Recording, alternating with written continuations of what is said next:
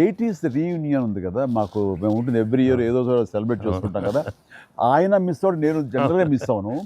ఆ రోజు ఈవినింగ్, ఒక్క ఈవినింగ్ మేము చేసేటటువంటి ఆ కలిసి మనసు అరమరిక లేకుండా, ఓ చిన్న వయసు తారతమ్యాలు మర్చిపోయి చిన్నపిల్లలాగా మేము చేసేది ఉందే, అది మా బాండింగ్ని day by day, year after year strength చేసుకుంటూ వచ్చింది.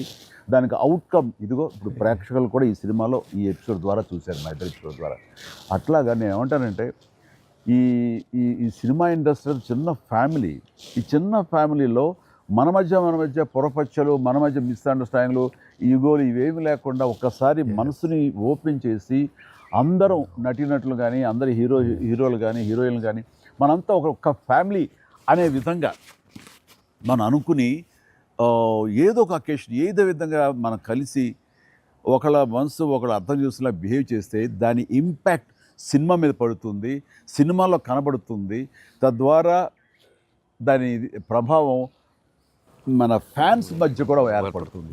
అందరి మధ్య ఒక సుహృద్భావ వాతావరణం ఏర్పడుతుంది. అది గుడ్ రిజల్ట్ని తీసుకొస్తుంది. ఇట్లా చూడండి, ఆ మీమ్స్ అనో లేకపోతే ఇవన్నో ఒకళ్ళొకళ్ళు ద్వేషించేలాగా లేకుండా హాయిగా ఉంటుంది.